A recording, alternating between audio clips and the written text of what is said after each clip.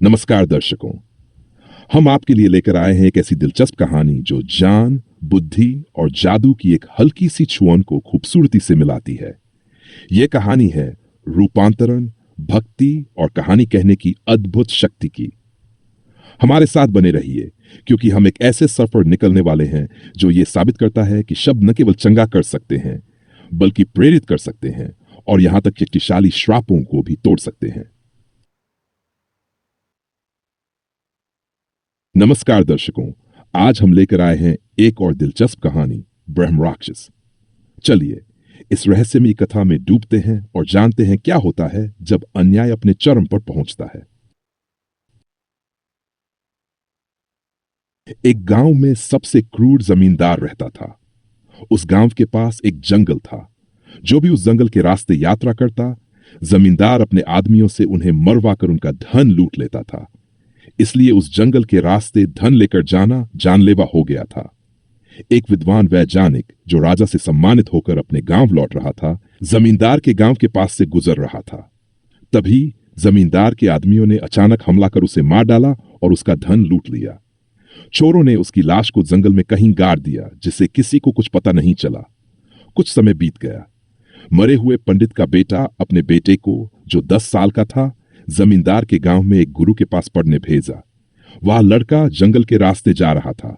तभी एक बूढ़ा ब्राह्मण मिला और बोला, मेरे साथ आओ बच्चा, मैं तुम्हारी मदद करूंगा। लड़का ब्राह्मण के साथ पेड़ों के बीच गया। वहां ब्राह्मण ने एक गड्ढे से एक लोटा निकाला और लड़के को देकर कहा, इसमें सोना है, इसे सुरक्षित रखना। जब तुम जंगल पार करके गांव पहुंचोगे तब तक अंधेरा हो जाएगा। इस रात जमींदार से रुकने की जगह मांगना। कहकर वह कहीं चला गया। लड़के ने लोटे पर बंधा कपड़ा खोला तो देखा उसमें सच में सोने के सिक्के थे। उस ब्राह्मण के बिना मांगे दिए गए धन के बारे में सोचकर प्रेम से भर गया और अपनी राह चल पड़ा। जब वह गांव पहुंचा तब तक अंधेरा हो गया था। ब्राह्मण की सलाह के अनुसार उसने जमींदार का घर खोजा और रात में रुकने की जगह मांगी। जमींदार ने मंजूरी दे दी। रात में जब लड़का सो गया, जमींदार आया और लड़के के पास रखा लोटा उठाकर देखा। लोटा भारी था। उसकी ढक्कन खोला और अंदर सोना देखकर हैरान हो गया। इतना छोटा लड़का इतनी दौलत लेकर कहां जा रहा था? उसे ये किसने दिया? जमींदार को यह सब जानने का अधिकार था, लेकिन अगर सोना चुपचाप ले ले तो कौन जान पाएगा। इसलिए उसने सोना निकाल लिया। हम लोटे को फिर से कपड़े में लपेटा और निश्चिंत होकर सो गया। सुबह जब लड़का उठा और लोटा उठाया तो वह हल्का था। कपड़ा खोलकर देखा तो अंदर सोना नहीं था। वह जमींदार के पास जाकर बोला, सर, मेरे लोटे में सोना था, कोई चुरा ले गया।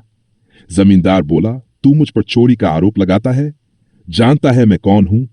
मेरे ऊपर झूठा इल्जाम लगाया है, इसलिए तुझे फांसी दूंगा। कहकर जमींदार ने अपने सिपाहियों से लड़के को एक कमरे में बंद करवा दिया। फिर जमींदार ने गांव के मुखियाओं को बुलाकर सारा मामला बताया और पूछा, जिसने मुझ पर चोरी का झूठा आरोप लगाया, क्या उसे फांसी देना न्याय है? इसमें क्या संदेह?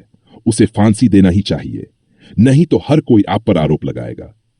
जमींदार के सलाहकारों ने कहा। लड़के को फांसी देने की घोषणा कर दी गई। उस शाम को फांसी देखने के लिए लोग इकट्ठा हुए। लड़के को फांसी के लिए लाया गया। जमींदार भी स्वयं सजा देने के लिए आया। तभी भीड़ में से एक ब्राह्मण जमींदार के पास आया और पूछा, इस लड़के को फांसी दी जा रही है? उसने क्या किया? तुम कौन हो? जमींदार ने पूछा। मैं उसका दादा हूं, वह मेरा नाती है, ब्राह्मण ने कहा। तो फिर सुनो, तुम्हारा नाती मुझ पर चोरी का आरोप लगा रहा है। मैंने उसे रात में अपने घर ठहराया और वह कहता है कि मैंने उसका सोना चुरा लिया, मेरे सम्मान को ठेस पहुंचाई है। ऐसे व्यक्ति को कठोर सजा मिलनी चाहिए, जमींदार ने कहा। एक काम कीजिए, अगर उसका आरोप सच हो तो आपको ब्रह्म राक्षस उठा ले जाए, ऐसा वचन दीजिए, तब सबको पता चलेगा कि आप न्याय कर रहे हैं, ब्राह्मण ने कहा। इसमें क्या आपत्ति? अगर उसका आरोप सच हो तो मुझे ब्रह्म राक्षस उठा ले जाए, जमींदार ने कहा। अगले ही क्षण वह ब्राह्मण जमींदार को हवा की गति से उठाकर जंगल की ओर भाग गया। फिर जमींदार का क्या हुआ किसी को पता नहीं चला। यह कहानी यहीं समाप्त होती है। यदि आपको यह कहानी पसंद आई हो तो लाइक, शेयर और सब्सक्राइब करना न भूलें। फिर मिलेंगे एक और दिलचस्प कहानी के साथ। धन्यवाद देखने के लिए।